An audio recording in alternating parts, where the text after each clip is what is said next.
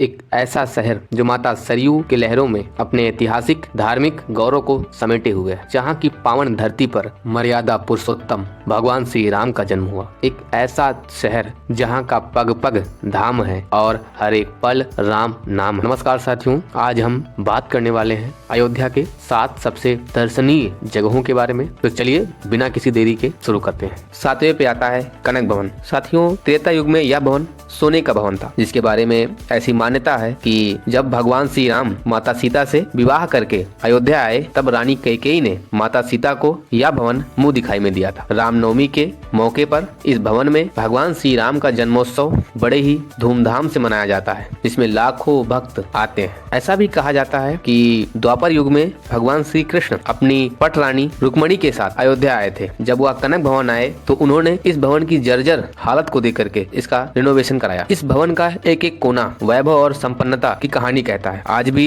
भक्तों और यहाँ के संतों की ऐसी मान्यता है कि भगवान श्री राम और माता सीता यहाँ विचरण करते हैं। 6वें पे आता है गुप्तार घाट। भगवान राम की पावन जन्मभूमि अयोध्या मंदिरों और घाटों की नगरी कही जाती है। वैसे तो यहाँ कई धार्मिक स्थल हैं, परंतु उन स्थलों में गुप्तार घाट की एक अपनी अलग विशेषता है। मर्यादा पुरुषोत्तम भगवान श्री राम ने यहीं पर प्रजा सहित जल समाधि ली थी। गुप्तार घाट का जिक्र हमें स्कंद पुराण में भी देखने को मिलता है। यहाँ के पुजारी जी बताते हैं कि पहले इसका नाम गौ प्रतारण था, जहाँ गाय नदी पार करती थी, लेकिन जब भगवान श्री राम ने खुद को इस घाट के जल में गुप्त कर लिया, तब से इसे गुप्तार घाट के नाम से जाना जाने लगा। यह भगवान श्री राम की जन्मभूमि से 11 किलोमीटर दूर सरयू नदी के तट पर स्थित है। ऐसा कहा जाता है कि इस घाट के दर्शन एवं स्नान करने से सारी मनोकामनाएं पूरी होती हैं और पुण्य की प्राप्ति होती है। गुप्तार घाट अब एक टूरिस्ट प्लेस के रूप में भी इस्टेब्लिश किया जा रहा है, जहाँ बच्चों के लिए पार्क का निर्माण किया गया है। तट पर आपको बोट राइडिंग की भी सुविधा देखने को मिलती है। साथियों, भगवान श्री राम ने अपनी सभी लीलाओं में से अंतिम लीला यही की थी। अयोध्या आने वाले श्रद्धालुओं के लिए एक प्रमुख आकर्षण का केंद्र है। अगर आप अयोध्या घूमने आ रहे हैं और यहाँ रुकना चाहते हैं तो गुजराती धर्मशाला, रघुपति होटल, श्री राम आतिथ्य निवास, ये कुछ ऐसे स्थान है जहाँ आप सबसे कम दामों पर रह सकते हैं, और ये सभी जगह अयोध्या जंक्शन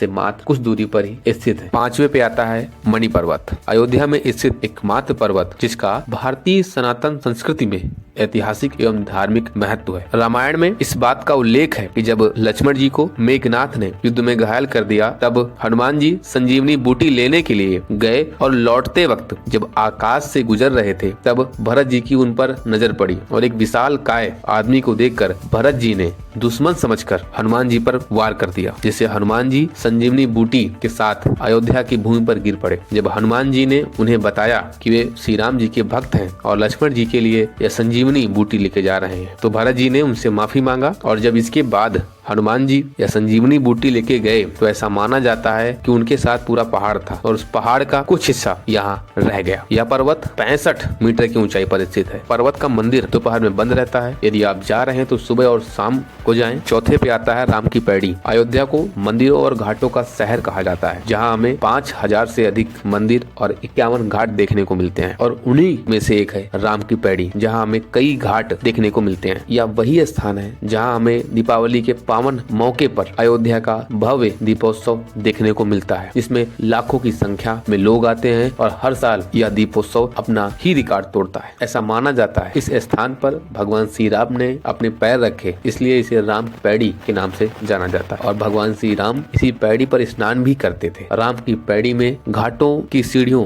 का नजारा इसकी सुंदरता में 4 चांद लगा देते। दीपोत्सव के समय यहाँ का नजारा देखने लायक होता है। यहाँ पर लेजर शो भी देखने को मिलती है। इसे हरिद्वार में हर की पैड़ी के तर्ज पर बनाया गया है। इसी राम की पैड़ी पर लक्ष्मण जी ने जल समाधि ली। साथियों, सभी भक्त रामलला के दर्शन करने के लिए इसी घाट पर स्नान करते हैं। बगल में ही स्थित सरयू घाट भी है। अगर आप अयोध्या घूमने आ रहे हैं तो यहाँ के स्ट्रीट फूड को जरूर ट्राई कीजिए। रामपथ रोड पर मौर्य जी की दूध जलेबी हो, या राम की पैड़ी के पास गब्बर के पकौड़े हो, अयोध्या कैंट के पास राम जी का समोसा हो, या फिर कनक भवन का डोसा हो, ये सभी जायके अयोध्या की पहचान में 4 चांद लगा देते हैं। तीसरे पे आता है दशरथ दशरथ महल, एक ऐसा महल जहां भगवान श्री राम ने अपनी बाल लीलाएं, मान्यताओं के अनुसार त्रेता युग में राजा दशरथ ने इसका निर्माण कराया था। दशरथ महल में राम विवाह, दीपावली, श्रावण मेला, रामनवमी, कार्तिक मेला बड़े ही धूमधाम एवं भव्य रूप में मनाए जाते हैं। यहाँ भगवान श्री राम, माता सीता, लक्ष्मण और शत्रुघ्न की प्रतिमाएं हैं। यह महल सुबह 8 से 12 और शाम 4 बजे से लेकर रात 10 बजे तक खुला रहता है। यह हनुमानगढ़ी से मात्र 100 मीटर की दूरी पर स्थित है। इस महल की कई बार मरम्मत हुई है। निरंतर इसका कई राजाओं ने रिनोवेशन कराया। इस महल में पूरा राज परिवार एक साथ विराजमान है। इस महल में वैष्णव परंपरा के साधु संत रहते हैं। श्रद्धालु यहाँ भारी संख्या में भजन कीर्तन करते रहते हैं। 19 साल तक वे इस महल में रहे। दशरथ महल का कई राजाओं ने लगातार रिनोवेशन कराया, जिसके कारण आज भी यह महल अपनी पहचान और सुंदरता कायम रखे हुए है। दूसरे पे आता है हनुमानगढ़ी। अयोध्या के प्रमुख तीर्थ स्थलों में से एक है हनुमानगढ़ी, जहाँ स्वयं हनुमान जी माता अंजनी के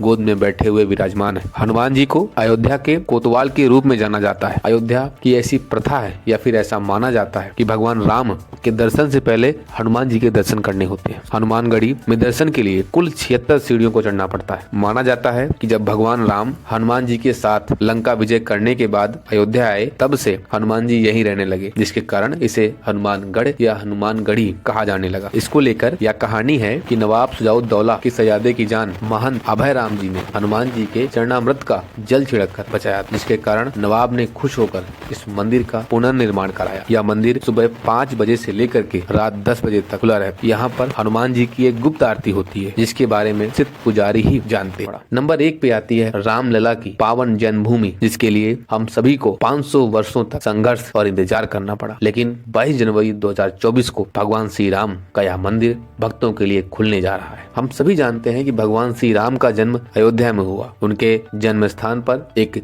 भव्य मंदिर बनाया गया, जिसे मुगल शासक बाबर ने नष्ट करके मस्जिद बना दी। तब से लेकर कई वर्षों तक मंदिर और मस्जिद का संघर्ष चलता रहा। दिसंबर 1992 को राम सेवकों के द्वारा इस मस्जिद को गिरा दिया गया और इसके ऊपर भगवान राम का एक अस्थायी मंदिर बना दिया गया। इसके बाद फिर कई वर्षों तक यह मामला कोर्ट में रहा और फाइनली 9 नवंबर 2019 को सुप्रीम कोर्ट ने राम मंदिर के पक्ष में निर्णय सुनाते हुए हिंदुओं को यह जमीन दे दी और मुसलमानों को मस्जिद के लिए अलग से 5 एकड़ जमीन दी। साथियों, यह एक ऐतिहासिक फैसला था। इसने अयोध्या के ऐतिहासिक और धार्मिक गौरव को वापस दिया, जिसके कारण आज अयोध्या अपना अस्तित्व, अपनी पहचान फिर से पा सके और मंदिर बन रहा है। 22 जनवरी को मंदिर का उद्घाटन है। यह विश्व का 3rd लार्जेस्ट हिंदू टेम्पल होगा। यह मंदिर अयोध्या जंक्शन से मात्र 1 किलोमीटर की दूरी पर स्थित है। 22 जनवरी को भगवान श्री राम की प्राण प्रतिष्ठा है। सनातन प्रेमियों के लिए खुशी और हर्षोल्लास का पल है और एक बार फिर अयोध्या